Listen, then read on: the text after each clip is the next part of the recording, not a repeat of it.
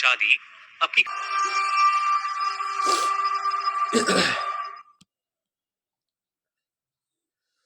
आज आशीष की जिंदगी का सबसे बड़ा दिन था। आज उसकी शादी अपनी गर्लफ्रेंड तन्वी से हुई थी। शादी की सभी सेरेमनीज अच्छे से हो गई थी और अब आशीष और तन्वी कार में बैठकर अपने ड्राइवर संजय के साथ शादी के वेन्यू वाले फार्म हाउस से अपने घर जा रहे थे। दोनों बहुत ज्यादा खुश थे और एक दूसरे से प्यार भरी बातें कर रहे थे। रात के करीब 1 बज चुके थे।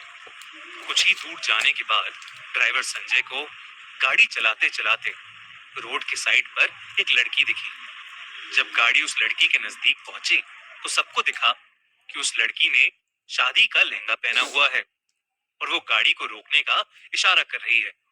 तन्वी की आंखें जैसे ही उस लड़की से मिली, तन्वी ने ड्राइवर से गाड़ी रोकने के लिए कहा, पर संजय गाड़ी रोकने में थोड़ा झिझक रहा था। पर फिर आशीष ने तेज आवाज में संजय को गाड़ी रोकने के लिए कहा। संजय ने उस लड़की के सामने गाड़ी रोक दी। तभी आशीष ने उस लड़की से बात करने के लिए गाड़ी का शीशा नीचे किया। वो लड़की बेहद सुंदर थी, जैसे कोई अप्सरा हो, तन्वी से भी कहीं ज्यादा खूबसूरत, जिसकी वजह से कुछ पलों तक तो आशीष उसे देखता ही रहा और कुछ बोल ही नहीं पाया। फिर उसने अपने होश संभाले और उस लड़की से पूछा कि इतनी रात में वो यहाँ अकेली क्यों खड़ी है। उस लड़की ने उनसे कहा कि उसे जल्द से जल्द एक जगह पहुंचना है और उसी सिलसिले में उसे तन्वी और आशीष की मदद चाहिए। ये सुनते ही तन्वी ने उस लड़की को गाड़ी के अंदर बिठा लिया। वो लड़की फ्रंट सीट पर बैठ गई और थोड़ा परेशान होकर बताने लगी कि आज उसकी शादी थी और उसके होने वाले पति का एक्सीडेंट हो गया है, जिसकी वजह से वो एक हॉस्पिटल में एडमिट है।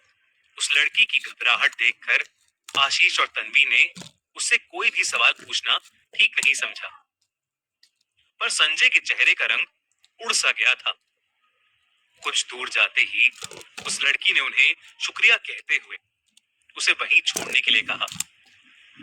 उसे छोड़कर जैसे ही उन्होंने अपनी गाड़ी आगे बढ़ाई, ड्राइवर संजय ने कहा कि उस लड़की का एक झुमका वहीं गाड़ी में छूट गया है।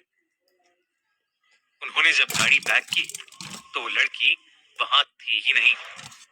ये देखकर संजय को और डर लगने लगा। तन्वी ने संजय के डरे हुए चेहरे को देखकर उससे पूछा कि आखिरकार उसे हुआ क्या है। संजय ने घबराते हुए उन्हें बताया कि उनके गांव में कहते हैं कि शादी के नए जोड़े को शादी वाली रात सबसे ज्यादा खतरा होता है।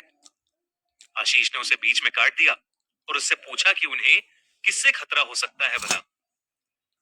संजय ने जवाब में कहा, साहब, खूनी वधू से। संजय ने बताया कि उसे वो लड़की कुछ अजीब सी लगी। उसने कहा कि लोगों का कहना है कि अक्सर इस इलाके में एक चुड़ैल रात को शादी के जोड़े में घूमती है।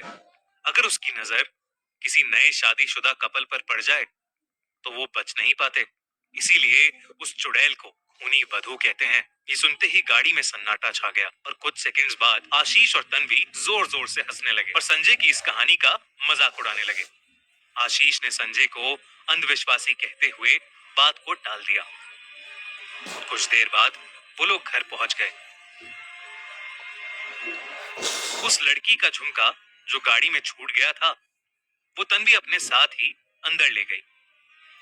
आज आशीष और तन्वी की सुहागरात थी, लेकिन उन्हें नहीं पता था कि ये उनकी जिंदगी की सबसे खौफनाक रात होने वाली है, क्योंकि वो जिस लड़की से मिले थे वो और कोई नहीं बल्कि खूनी वधू ही थी।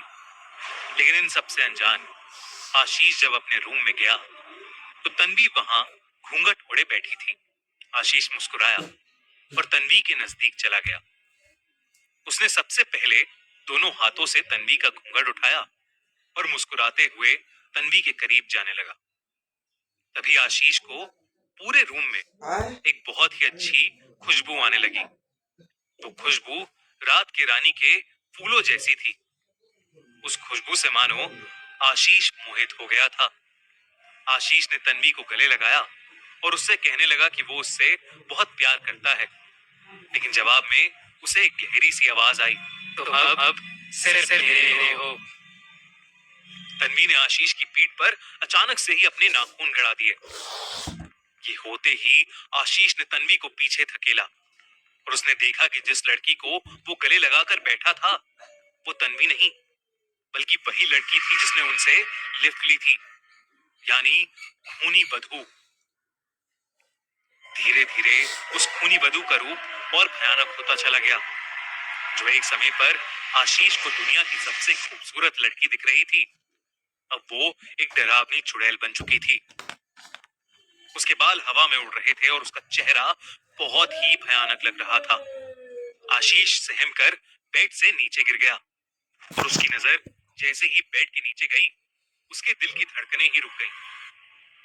बेड के नीचे उसकी पत्नी तन्वी बेहोश पड़ी थी। दोस्तों, वीडियो में आगे बढ़ने से पहले मैं आपको एक ऐप के बारे में बताना चाहता हूँ, बिनोमो ऐप, जिससे आप एक्स्ट्रा इनकम कमा सकते हैं। बिनोमो एंड्रॉइड और iOS दोनों प्लेटफॉर्म्स पर अवेलेबल है, जिससे पता चलता है कि ये 100% लीगल ऐप है। बिनोमो में आप मल्टीपल एसेट्स जैसे गूगल गोल्ड या मल्टीपल करेंसी जैसे यूएसडी, यूरो में भी ट्रेड कर सकते हैं और 90% तक एक्स्ट्रा इनकम कमा सकते हैं। इसमें आपको बस ग्राफ की फोरकास्टिंग करनी होती है कि ग्राफ ऊपर जाएगा या नीचे। फॉर एग्जांपल, जैसे मुझे लग रहा है कि इस एसेट की वैल्यू बढ़ेगी, तो मैंने इसमें 800 रुपए लगाकर अप पर इन्वेस्ट कर दिया है और देखिए ऊपर जा रहा है और ये देखो मेरा फोरकास्ट सही हो गया। पर अगर फोरकास्ट गलत हुआ तो आपका लॉस भी हो सकता है। बिनोमो से कमाई हुई इनकम आप अपने पेटीएम या बैंक अकाउंट में इजीली विड्रॉ कर सकते हैं। मिनिमम डिपॉजिट 350 रुपए, लेकिन अगर आप ये प्रोमो कोड लगाकर डिपॉजिट करेंगे तो आपके पैसे डबल हो जाएंगे, यानी 350 के 700, 1000 के 2000 रुपए। डिस्क्रिप्शन में दी गई लिंक से आप बिनोमो डाउनलोड करोगे तो ट्रेडिंग की प्रैक्टिस के लिए आपको 65,000 आपके डेमो अकाउंट में मिलेंगे। भारत में 2 मिलियन बिनोमिस्ट हैं। Download now, link in the description. उन्हीं वधू आशीष के करीब आई और आशीष बहुत ही जोर से चिल्लाया। उसकी चीख सुनकर जैसे ही सभी घर वाले ऊपर आए और उन्होंने दरवाजा खोला तो उनके होश उड़ गए। आशीष और तन्वी की बॉडी जमीन पर पड़ी हुई थी और वो इतनी सफेद थी जैसे मानो उनके शरीर में खून की एक बूंद भी नहीं बची हो। वो दोनों गुजर चुके थे और खूनी वधू वहां कहीं नहीं थी।